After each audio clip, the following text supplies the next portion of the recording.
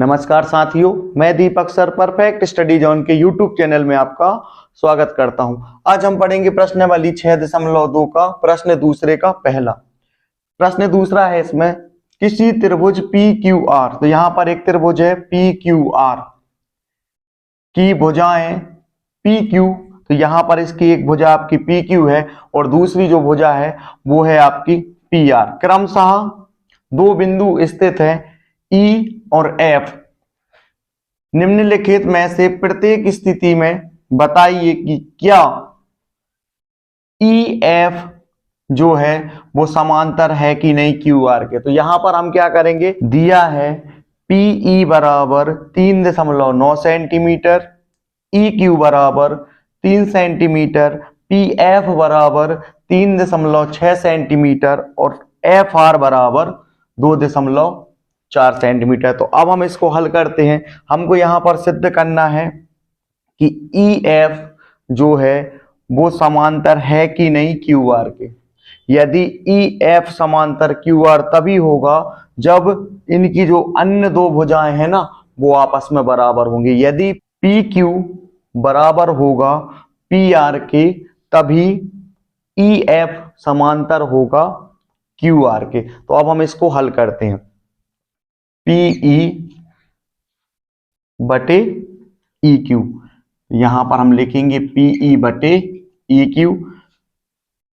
PE जो है वो है आपका 3.9 और यहां पर EQ जो है आपका वो है आपका 3। तो यहां से हम इसको किस तरीके से काट सकते हैं, 3 एकम 3 और यहां पर 3 एकम 3, यहां दशमलव है 3 त्रिका 9, तो यहां पर हमको प्राप्त हो जाएगा 1.3।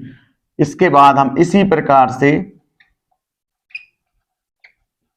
प्रकार हम PF बटे FR, PF बटे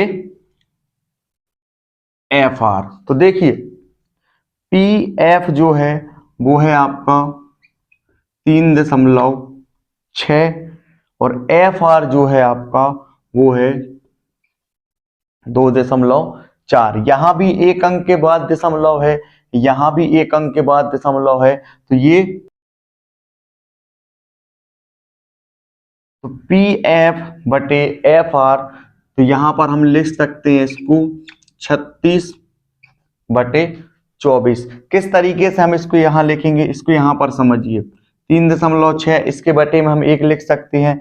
यहां पर जो है वो भाग है, क्योंकि बटे का मतलब होता है आपका भाग, और यहां पर है आपका 2.4, इसके बटे में हम 1 लिख सकते हैं। किसी भी संख्या को हम जब दशमलव से अलग करते हैं तो दशमलव के बाद जितनी संख्या होती है हम यहाँ पर उतने 0 लगा देते हैं। यहाँ पर दशमलव के बाद एक संख्या है तो हम यहाँ पर 1 0 लगाएंगे।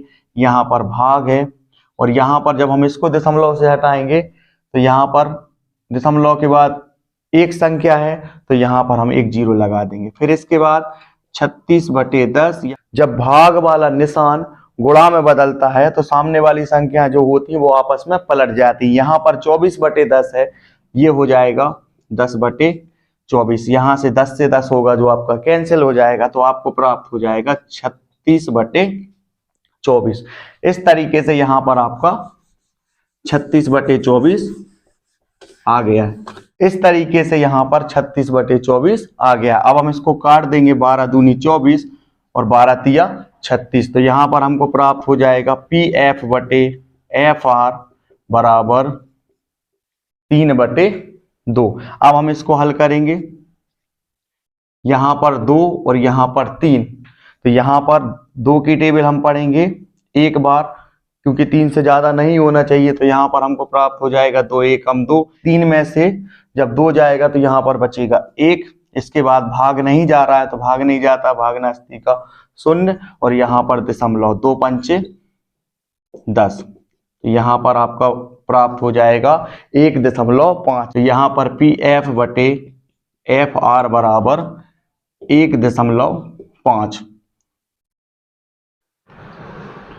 तो देखिए, तो यहां पर देखिए PE बटे EQ, इसका जो मान आया है वो है आपका 1.3 और यहां पर PF बटे FR का जो मान आया है वो है 1.5। जब ये दोनों बराबर नहीं है तो हम यह कह सकते हैं कि EF समांतर नहीं होगा QR के, क्योंकि यदि EF समांतर यदि QR होता तो ये दोनों जो मान है वो आपके बराबर आ जाते। तो यहां पर हम लिखेंगे PE बटे EQ बराबर नहीं है PF बटे FR के।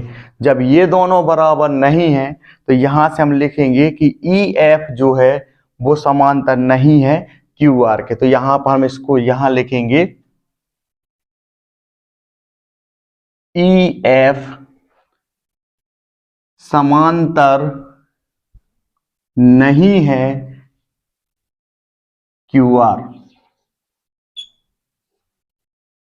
ये दोनों जो हैं वो आपस में समांतर नहीं है। इस तरीके से ये वाला सवाल जो है हमारा वो हल हो चुका है। आपको क्या करना है, वीडियो को रोक करके अच्छी तरह से नोट्स कंप्लीट करते जाइए।